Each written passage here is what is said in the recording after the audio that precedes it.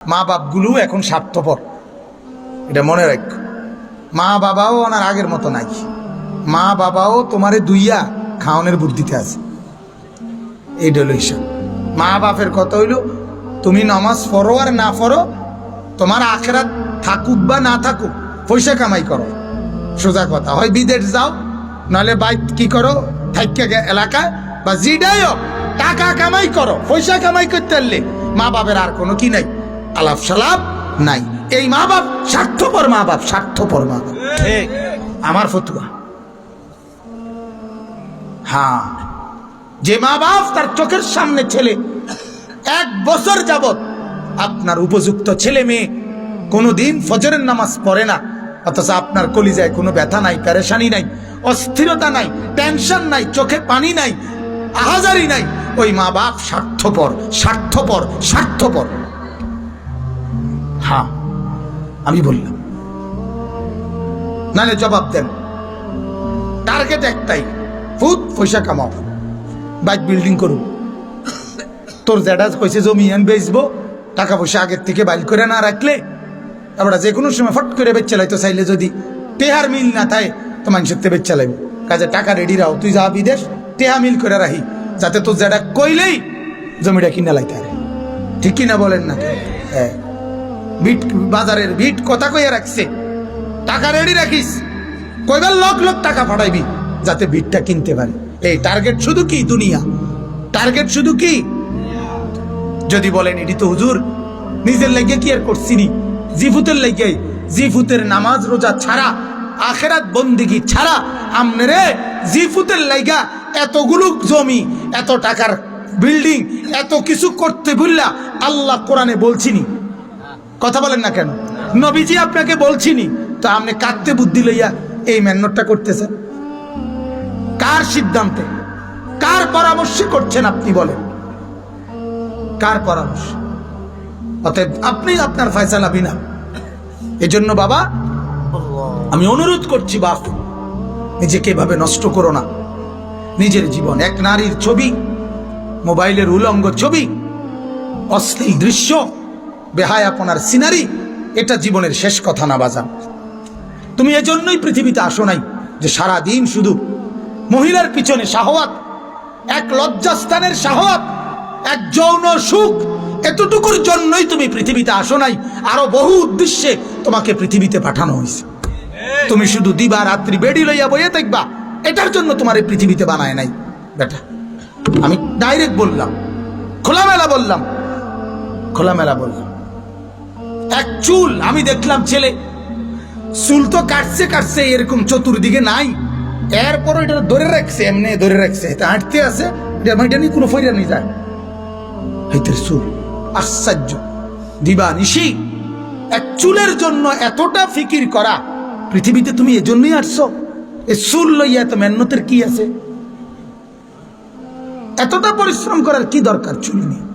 2000 টাকা দিয়া চুল ডিজাইনেবল করলে কোন ছাগলে তোমার চুলের কারণে তোমার ফিসে ফিসে হাঁটছে সেই কৌশে?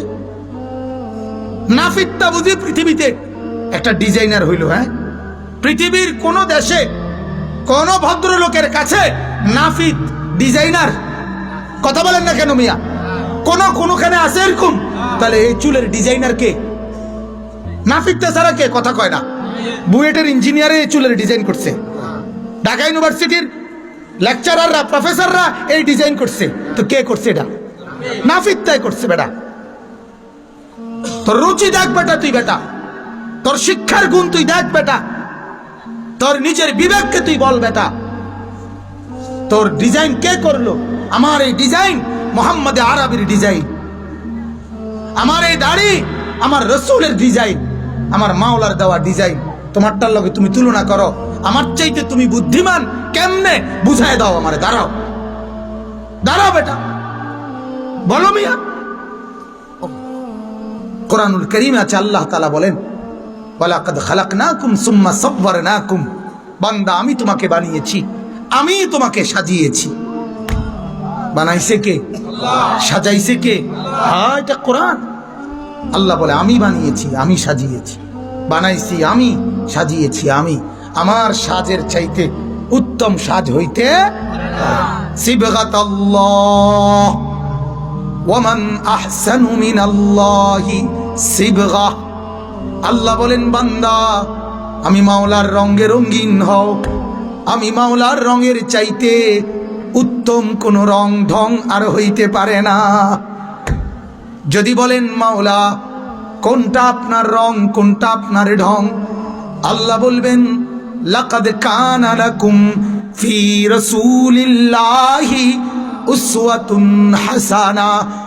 আল্লাহ বলবেন বান্দা ওই যে আমার এক বন্ধু পাঠিয়েছি, যে বন্ধুকে 63 বছর জমিনে রেখেছি, যে বন্ধুকে 23 বছর দিবানিশি তোমাদেরকে দেখিয়েছি, বন্ধুর হাসি, বন্ধুর কান্না, বন্ধুর হাঁটা, বন্ধুর চলা, বন্ধুর আহার, বন্ধুর নিদ্রা, বন্ধুর চলন, বন্ধুর বলন, বন্ধুর আচরণ, বন্ধুর উচ্চারণ, ওইগুলাই হচ্ছে আমি মাওলার রং আর ঢং। সে বন্ধুকে মুহাম্মাদুর রাসূলুল্লাহ সাল্লাল্লাহু আলাইহি ওয়াসাল্লাম। আল্লাহ বলেন বন্ধুকে দেখো, বন্ধুর মতো সাজো, আমি মাওলার মহব্বত পেয়ে যাবা। সুবহানাল্লাহ। ফাত্তাবিউনি ইউহিব্বুকুমুল্লাহ। আমার বন্ধুকে অনুসরণ করো, আমি মাওলার ভালোবাসা পেয়ে যাবা। ওয়াগফির লাকুম যুনুবাকুম। আমি আল্লাহর মাগফিরাতও পেয়ে যাবা। আর আমার ভালোবাসা আর আমার মাগফিরাত পেয়ে গেলে তোমার ঠিকানা জান্নাত। কোথায়? এজন্য বাজার ভাবেন, ভাবেন, আমিও ভাবি, আপনিও ভাবেন, আপনিও ভাবেন নিজের জীবন বুদ্ধিমান কিনা। আপনি মিলান, বুদ্ধিমানদের সাথে আপনার জীবন মিলান, বিবেকবানদের সাথে আপনার জীবন মিলান। সারা দিনে কখনোই আল্লাহর সেজদা করতে মন চায় না, ফজরের নামাজ কোনোদিন পড়তে মন চায় না। 1 বছরে 6 মাস এভাবে পার হলো যে জীবনে কোনো সেজদা নাই, সারা দিনে একটা সেজদা নাই। যুবক তুমি মানুষ রইলা কেমনে? আরেকবার ভাইবো বাপ, আরেকবার ভেবো বাজান, তুমি আর জানোয়ারের মধ্যে কোনো তফাত আছে কিনা আরেকবার দেখো বাজান। কুত্তার দিকে একবার চাইও বাপ, তোমার সাথে তফাত দেখা যায় কোনো কিছুতে? একটু দেখো বাপ। শুয়োরের সাথে একটু দেখো বাপ, তোমার কোনো পার্থক্য আছে কিনা? তুমি মিলায় নিও বাজান। সেজদাবিহীন জীবন, সারাদিনে 5 ওয়াক্ত নামাজের 1 ওয়াক্ত নামাজও কপালে জুটলো না। তোমার মাঝে আর জানোয়ারের মাঝে কোনো তফাত আছে কিনা? জানোয়ারকে আরেকবার দেখো, দেখে মিলাও, দেখে মিলাও, দেখে মিলাও। পৃথিবীর হিন্দু, বৌদ্ধ, ইহুদি, খ্রিস্টান যুবক যেই চেহারায়, যেই সুরতে, যেই আকৃতিতে, যেই আচরণে, তোমার মাঝে তার সাথে কোনো পার্থক্য আছে কিনা তুমি একটু মিলাইও। তুমিও মিলাইও বাজান, মিলাই দাও। আমরা মিলাই নিছি আলহামদুলিল্লাহ। আমরা জিন্দিগি হাজারো তুফানের পরে পৃথিবীতে কত আধুনিকতা, কত মডেল, কত কিছু আসছে গেছে। আল্লাহর কসম 41 বছরের এই জীবনে আর কোনো দিন পাঞ্জাবি ছাড়া অন্য কিছু বদলাইতে হয় নাই। পৃথিবী আরো কিছু আউগাক নলে ফিচ্চাক, হ্যাঁ, পৃথিবীতে রোদ উড়ুক নলে তুফান উড়ুক, আমরা বুঝ করে নিছি আলহামদুলিল্লাহ। তৃপ্ত আছি, সুখে আছি, খুশিতে আছি।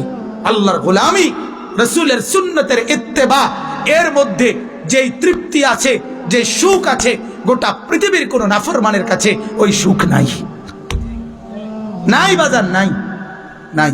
আমি তো প্রায় বলি বুঝার জন্য, স্বামী স্ত্রীর বৈধ হালাল, একজন পবিত্র স্বামী স্ত্রীর বৈধ হালাল মিলনে একবারে যেটুকু সুখ মিলে, পৃথিবীর সমস্ত নাফরমান উলঙ্গ ছবি দেখে বছরের পর বছর ওই সুখের নাম গন্ধও মেলে না। গুনার মধ্যে সুখ নাই, নাফরমানির মধ্যে যত নর্তকী দেখছো তুমি এই পর্যন্ত সুখ কি পাইছো? ফেলাস্টিক দেখতে কি পাইলা? ফেলাস্টিকের ভিতরে কি সুখ? আবার কথা বলেন না কেন? হিন্দি সিনেমার নর্তকী তুমি ধরতেও পারলা না, ছুঁইতেও পারলা না, তুমি তো শুধু ফেলাস্টিকে না দেখছো, ফেলাস্টিকে না। বিনিময়ে তুমি পেয়েছো কি? পেয়েছো তোমার নিজের শরীরের ক্ষমতা, নিজের সক্ষমতা, এটা নষ্ট হওয়া ছাড়া আর কিছু। যার কারণে ফ্যান টানে, দেন না ফ্যান টানে, মাফুলা ফাইন দেখছেন না আপনি ফ্যান টানে যে